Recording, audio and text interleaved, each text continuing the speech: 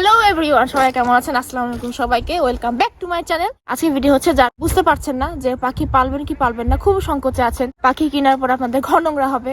আপনারা যখন পাখি কোলে নিলেন, সে আপনার কাঁধে উঠলো, কোলে উঠলো, তখন আপনার শরীর নোংরা হলো।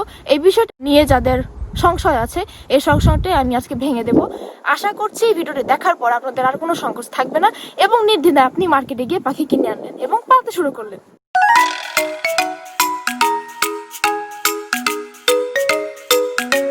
যারা এই চ্যানেলে নতুন আছেন তারা অবশ্যই চ্যানেলটি সাবস্ক্রাইব করে রাখুন। চ্যানেলটিতে আপনারা সবসময় পাখিকে কিভাবে পালবেন, কিভাবে কথা শিখাবেন, সবকিছু এই চ্যানেলে আপনারা পাবেন। সো দেরি না করে এখনই সাবস্ক্রাইব করে ফেলুন। সবাই ভাবছেন যে পটি করবে, কতক্ষণ পর পর পটি করে, কোলে নিলেন, ঘর নোংরা হবে, এই জন্য পাখি কিনছেন না, পালার চেষ্টাও করছেন না, ভয় পাচ্ছেন, সংকোচ হচ্ছে। এই বিষয়টি কিভাবে আপনারা কন্ট্রোল করবেন এবং কিভাবে সমাধান করবেন সেই বিষয়টি নিয়ে আমি আজকে কথা বলবো। তো পটি করার বিষয়টি আপনারা কিভাবে সামলাবেন এবং কিভাবে কন্ট্রোল করবেন। প্যারট জাতীয় পাখি হোক, যে কোনো ধরনের পাখি হোক না কেন, তারা 15 থেকে 20 মিনিট পর পর তারা পটি করে। এই বিষয়টি আপনি যদি মাথায় রাখতে পারেন যে হ্যাঁ, এখন ওর পটি করার সময় হয়েছে, তখন আস্তে করে নামিয়ে দিলেই হয়। 15 থেকে 20 মিনিট এই সময়টা মাথায় রাখবেন। আরেকটি বিষয় হচ্ছে যে বাজারে পাখি পালার জন্য বাজারে এরকম সাইজের স্ট্যান্ড পাওয়া যায়, কাঠের, যে কাঠের স্ট্যান্ড লম্বা থাকে এবং চারপাশে এরকম 10 থেকে 12টা কাঠের মানে গাছের যেরকম ডাল থাকে, ওরা ডালে থাকতে খুব পছন্দ করে। সেটা ওদের জন্য কেজ স্বরূপ হলো না, ওরা সারাদিন সেটা থাকতে পছন্দ করবে। তো চেষ্টা করবেন ওটা কেনার জন্য। 10 থেকে 12টা কাঠের মানে গাছের ডালের মতো থাকবে, ওখানে ওরা থাকবে এবং 3 থেকে 4টা যদি আপনার বাসার পাখি থাকে, ওরা সবসময় ওখানেই থাকবে, উড়াউড়ি করবে বাসার মধ্যে। তারপর ওটার মধ্যে আবার গিয়ে ঘুমিয়ে থাকবে, খাবার দাবার খাবে না। ওখানে আসলে খাবার দাবার খাওয়া যায় না, ওটা আসলে ওদের ঘুমানোর জন্য। এবং নিচে এরকম চাকতির মতো, এরকম নিচে ওই কাঠের নিচে এরকম চাকতির মতো গোল, ওটাও কিন্তু কাঠের হয়। এবং সেটা কাঠের কেন হয়? পটি করার পরে ওটা কিন্তু মুছতে অনেক সুবিধা হয়। টিস্যু পেপার নিয়ে একটু টিস্যু পেপারটা হালকা ভিজিয়ে ওটা জাস্ট মুছে দিলেন। ঘৃণা হলে কিন্তু হবে না যে আপনার ঘৃণা লাগছে, অন্যকে দিয়ে মুছাবেন। আপনি পাখি পালবেন, এত শখের পাখি, কিন্তু ওটা যদি আপনি পরিষ্কার না করেন, পটি পরিষ্কার না করেন, তাহলে কিভাবে হলো? এটা ঘৃণা হলে এটা হবে না। পাখি পালার দরকার নেই। তাহলে যদি এতই ঘৃণা লাগে যে না মুছতে পারবো না, ফ্লোরে নোংরা করবে, গায়ে নোংরা করবে, এটা একটা দুইটা সময় হতেই পারে।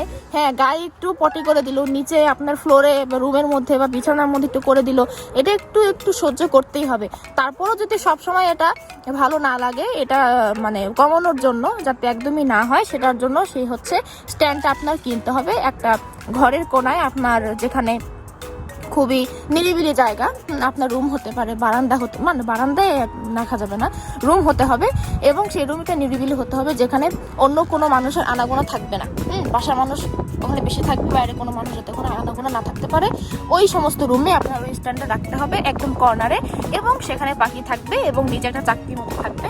এটা হচ্ছে পাখি পটি করার যে বিষয়টা, ওটা কন্ট্রোলে আনার জন্য। আর ওকে যদি আপনি ভালো মতো ট্রেনিং করেন যে এখন তোমার পটির সময় হয়েছে, এখন আস্তে করে নিচে নামাই দিলেন, ঘাট থেকে, কোল থেকে, যেখানে থাকলো সেখানে দেখে নামিয়ে দিলেন, নিচে পটি করলো, সেটা আস্তে করে মুছে ফেলবেন। এটাই হচ্ছে ওদের ট্রেনিং। এটা যদি আপনি প্রতিনিয়ত ওদের কন্টিনিউ করতে থাকেন, যে একবার দুইবার করলে হবে না, ঠিক আছে? এটা সবসময় করতে হবে।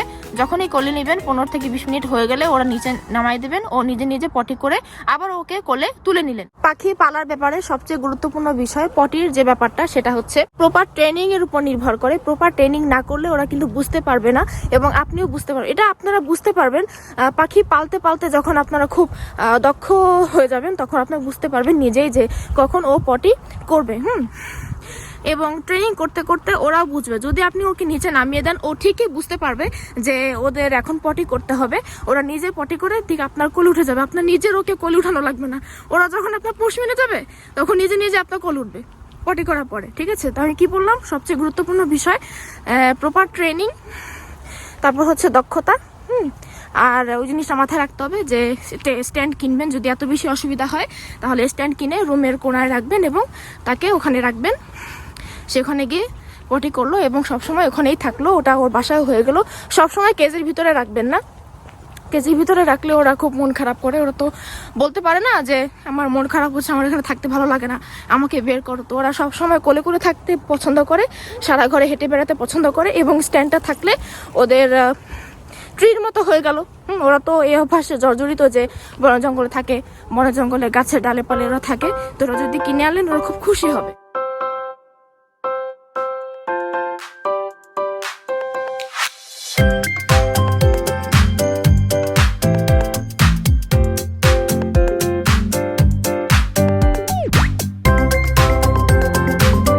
তো আজ এ পর্যন্তই, সবাই ভালো থাকবেন, সুস্থ থাকবেন, আমার জন্য দোয়া করবেন। আর পরবর্তী নেক্সট ভিডিও কিসের উপরে চান সেটা আমাকে অবশ্যই জানাবেন। তো আজ আসি, আসসালামু আলাইকুম সবাইকে, ভালো থাকবেন সবাই, আল্লাহ হাফেজ।